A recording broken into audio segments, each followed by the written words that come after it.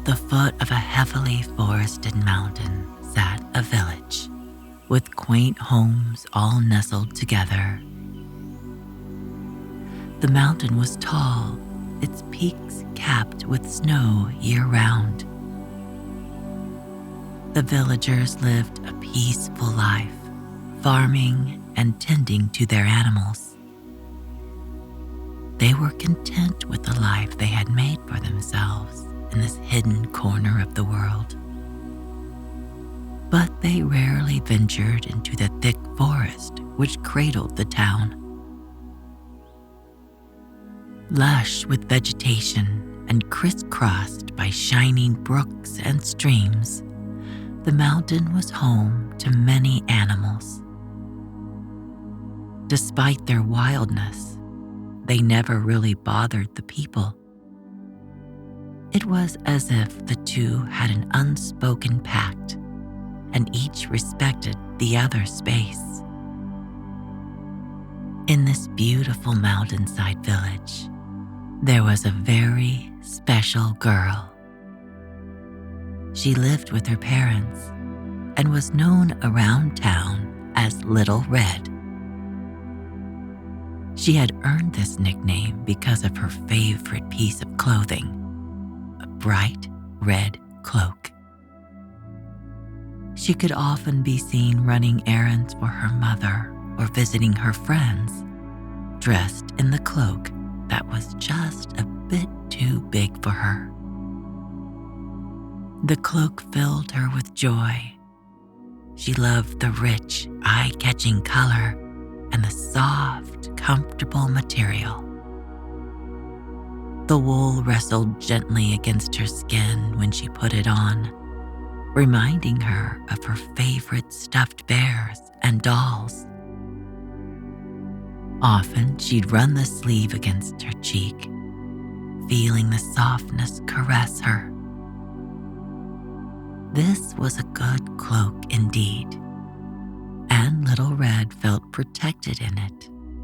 She was safe no matter where she went. When autumn came around and the snow-capped mountains became shrouded in even more snow, she'd put on the cloak and pull the hood over her head.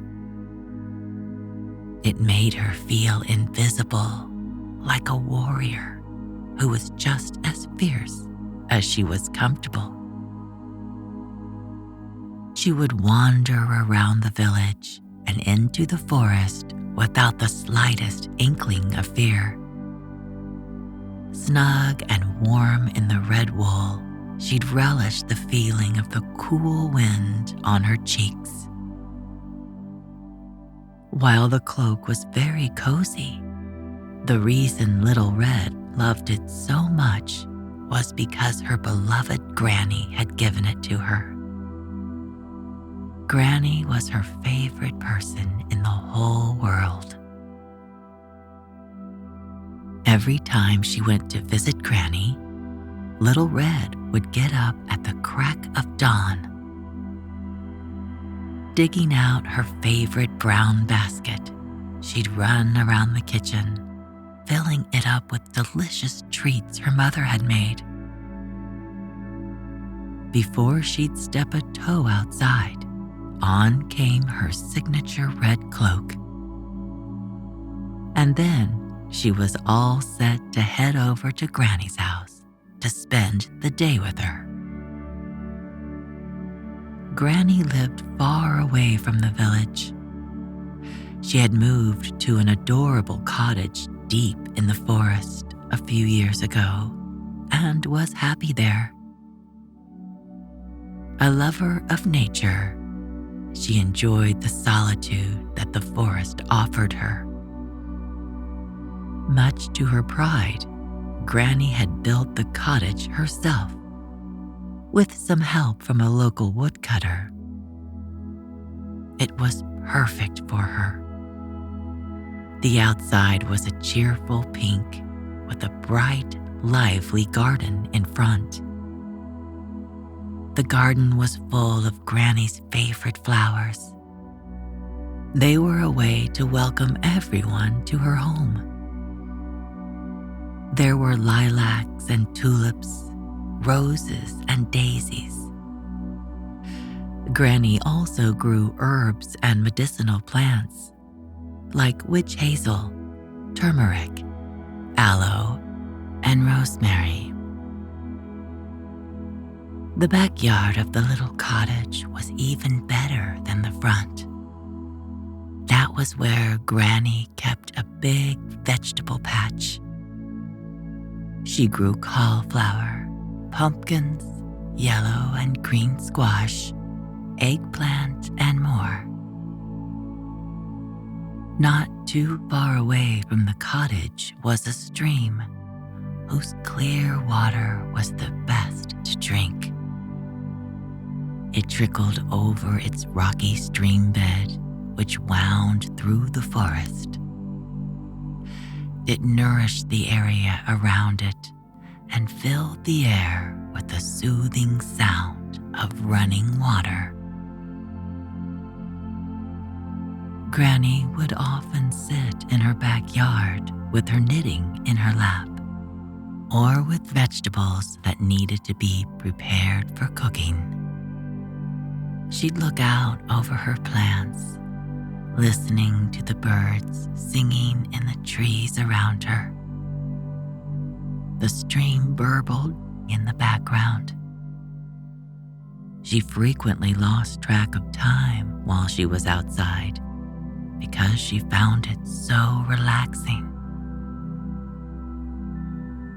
Granny tended to her vegetable patch with care, digging up the ground to keep it fertile and sowing seeds for new plants. Every day, she would spend hours lovingly nurturing all the things growing around her house.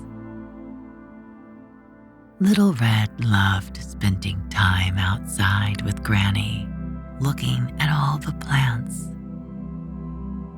They'd spend their afternoons chatting away, Granny teaching the girl about flowers and vegetables. It had been a few weeks since Little Red last went to Granny's house. Her mother had been baking all sorts of bread lately, and it was time for the girl to take them to Granny. Little Red couldn't wait to go. She woke up in the morning, bursting with excitement. She wanted to head out into the forest as soon as she could. She thought about all the things she wanted to tell Granny and all the plants Granny would show her this time. She went into the kitchen soon after breakfast and found her mother packing her basket to go. As Little Red tottered into the room, her mother pulled the last loaf out of the oven. Then she wrapped it in crisp brown paper to keep it fresh. The kitchen smelled warm and toasty. It was a comforting, welcoming scent. Little Red closed her eyes and took a deep breath in, relishing the aroma of fresh, homemade bread. The paper made a crunching sound as her mother worked it around the individual loaves. They were all different shapes and sizes. Some had toasted sesame seeds on them, while others were decorated with pieces of dried onion. A few of the loaves were multigrain and others wheat. As she watched her mother pack them, Little Red thought of the delicious soups her granny made. This bread would go perfectly with a hearty soup, she thought. If Granny had some ready, maybe she could stay for dinner. After the bread was packed in the basket, her mother tucked some sweet tea cakes in around it. They smelled wonderful, and Little Red imagined eating them this very evening, maybe even in Granny's backyard. Her basket was lined with a red and white checkered cloth, and it was lovingly arranged with all the baked treats.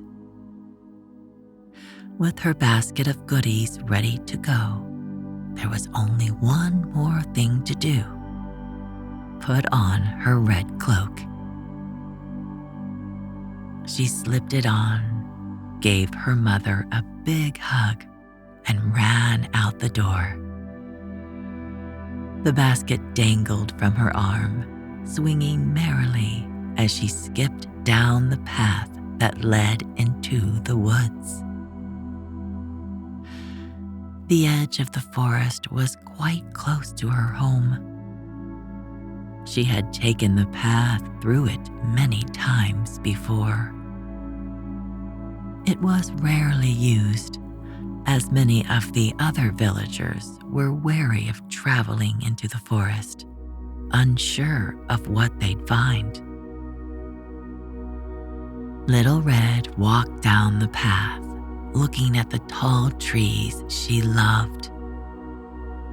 There were spaces between them at the start, but they grew closer together as she went deeper into the woods. There were tall birch trees with dense bushes all around. The path was dirt with soft grass lining the way. She felt the ground shift and crunch beneath her feet. She walked further up the mountain, and the path rose gradually. It always amazed her the way the trees changed ever so slightly with the shift in elevation. There were more pine trees here, and the aromatic spruce casting long shadows on the ground. Along with the spruce, a distinct scent of damp, fallen leaves filled the air. Often she'd see little droplets of water covering the leaves on the ground, like miniature magnifying glasses. Through them, she could see the patterns on the leaves and every offshoot of stem and spine. The trees moved from time to time, swaying gently in the wind. She assumed they were saying hello to her, since she hadn't come by for a visit in some time. They seemed to welcome her back, leading the way to Granny's house. Little Red walked on, passing the familiar sights, listening to the leaves crunching under her feet and the birds singing high up in the trees. It was a good day to be out for a walk. The sun filtered through the canopy above, sending down streams of light here and there. She skipped through these sunny spots, feeling the rays on her face, warming her cheeks. As she neared Granny's cottage, she picked up speed, wanting to get there as soon as possible. Her eyes scanned the trees, and she spotted a thin wisp of smoke rising from a clearing up ahead. A savory aroma wafted toward her on the breeze. Her grandmother must be cooking something delicious, she thought with glee. Smiling widely, she tried to guess what kind of feast awaited her. She hoped it would be her favorite, pumpkin soup. The cottage soon came into view.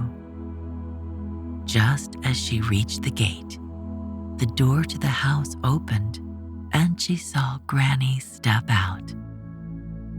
She was wearing her favorite apron, which was the same crimson shade as Little Red's cloak. Granny smiled warmly as Little Red ran up the pebbled path through the garden.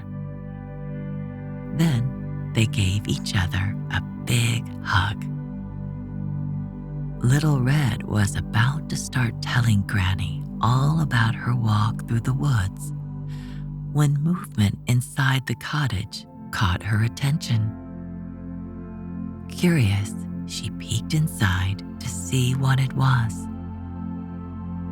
Her eyes widened in amazement when she realized what she was looking at. A big, shaggy gray wolf was curled up in front of the fire, sleeping soundly. Little Red stared, unable to believe what she was seeing. The movement was the wolf flicking its tail back and forth, probably chasing a rabbit or squirrel in its sleep. With great difficulty, Little Red tore her eyes away from the sleeping wolf and turned back to Granny. To her surprise, her grandmother was grinning. Surely Granny couldn't have known there was a wolf in her home. How could she be so relaxed about it? Full of questions, Little Red hoped Granny would explain what was going on. Granny smiled mysteriously and told her to come in and meet her new friend. What had gotten into Granny, wondered Little Red. Perhaps she was joking. Maybe this was just a big dog. She moved a little closer, slowly and cautiously, holding Granny's hand as tightly as she could. Up close, she realized this was definitely a wolf, and an enormous one at that. His thick gray fur, speckled with white, shone brightly in the fire's orange glow. His ears cocked this way and that, as though he were hearing sounds in his sleep. His eyes were still closed. He swished his tail every once in a while, but other than that, gave no indication he was waking up. This was a story Little Red wanted to hear. She had come expecting a new petunia plant at most, but instead, here was a big, wild creature in her grandmother's living room. Granny sat down on a plush couch opposite the wolf, who was now snoring peacefully.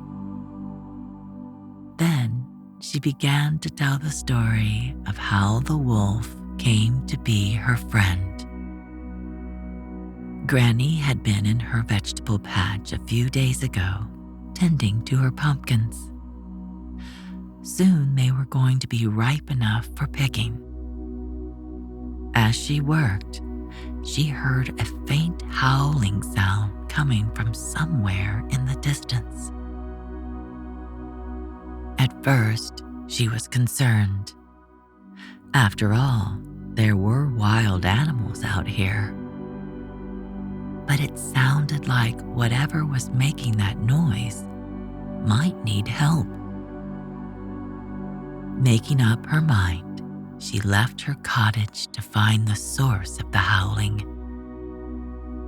It seemed to be coming from near the stream, and she walked in that direction, slowly at first. As she neared the water, she noticed the big gray shape lying on the grass. It was a wolf, and and he seemed to have hurt his leg. She stood next to him, pondering what to do. A few minutes later, she heard footsteps nearby and turned to find the woodcutter on his way home. He said hello and was about to exchange pleasantries when he noticed the wolf. Granny explained the situation and the woodcutter offered to help. They approached the wolf slowly, but apart from the occasional whimper, the animal didn't seem to mind Granny's presence.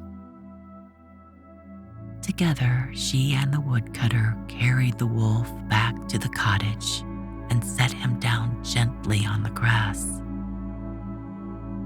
Then she gathered a handful of herbs from her garden that she thought might help. She applied a poultice of turmeric, aloe, and other healing herbs and tied a clean, dry cloth over it. She left some food and gave him a final pat on the head. Bidding goodbye to the woodcutter, she headed back inside the cottage. That very night, as she was finishing up dinner, Granny heard a scratching sound at the back door. Who could it be, she wondered, and she opened the door just a crack to peek outside. Much to her amazement, there was the wolf. He was sitting patiently, as though waiting for something. When she looked down at him, he wagged his tail like a friendly dog. Maybe he smelled her dinner and just wanted a warm meal before settling in for the night. She wasn't sure what wolves wanted, but that seemed as plausible as anything else. She opened the door a little wider. The wolf trotted in and plopped himself down in front of the fire. Granny watched in surprise. It seemed as though she had just gotten herself a pet. Granny moved around very slowly, her eyes never leaving the wolf, but he didn't move an inch. She fetched some food and water, put it down, and stepped away. She took a seat on her sofa to see what he would do. He ate the food and lapped up a lot of water. After he was done, he fell asleep right there on the rug, snoring comfortably. He'd been there ever since. Now he followed her around the house, sitting by her side as she did her gardening and cooking. He joined her in the vegetable patch, digging up weeds alongside her. Granny didn't mind. He was a gentle creature, and she appreciated the company. And that's how I came to have a wolf in my house, Granny said, finishing her tale. Little Red watched him sleep peacefully, curled up by the fire. Granny told her how he would go out to hunt and roam, but he always came back to sleep in the cottage. She told Little Red how much he liked scratches behind the ear. She would pet him as they sat together in the backyard every evening, watching the day turn to night. Little Red was tempted to pet him too, but she still eyed the wolf warily. "What big paws he has," she said to Granny. "All the better to hug you with, my dear," Granny said. The wolf's ears perked up and he opened his eyes to see what was going on. "What big eyes he has, Granny," said Little Red, her own eyes wide with wonder. "All the better to see you with, my dear," Granny replied. She patted the seat next to her. The wolf stood up. His large body filled the space around him. The cozy cottage wasn't meant for such a big animal, thought Little Red. It seemed impossible that he could walk around the room without knocking things over. But somehow, he did. She was mesmerized. She had never seen a wolf up close like this. And he was beautiful, she thought. With brown eyes and dark ears, he looked dignified and smart. His fur was even thicker up close, and he moved elegantly across the room. He walked up to Granny and nudged her hand with his nose, asking her to pet him. She patted his head lovingly. He sniffed Little Red slowly, as though trying to not scare her. Gradually, he began to wag, and Granny encouraged her to pet him. Gently and very carefully, Little Red reached out her hand. His fur was even softer than it looked, and he wagged his tail with every scratch. Little Red's tummy grumbled as she sat there petting the wolf. Granny asked if she was hungry. She was so amazed by her new friend, she realized she'd forgotten all about that delicious aroma she smelled outside. Now she really did want to see what her grandmother had made for her. It was her favorite, pumpkin soup. Granny used a ladle to serve her a large bowl. She could smell the nutty, creamy, familiar scent before she could see it. Little Red fetched her basket full of delicious bread, and they sat together at the table. She took a big spoonful of pumpkin soup. She felt the same warmth she always did and closed her eyes. She loved the taste of nutmeg and pumpkin on her tongue. With a sigh of contentment, she thought back on her adventure today. The wolf snored away in his corner, and Little Red told Granny all about her travels as they ate. They had a lot to catch up on. After the meal, they cleaned up the kitchen and went to sit on the couch. They sank down into the cushions and called the wolf over to join them. Little Red lay down with her head in Granny's lap. She reached out to pet the wolf, who she could now see eye to eye. She listened as Granny talked about her garden and soon felt herself getting sleepy.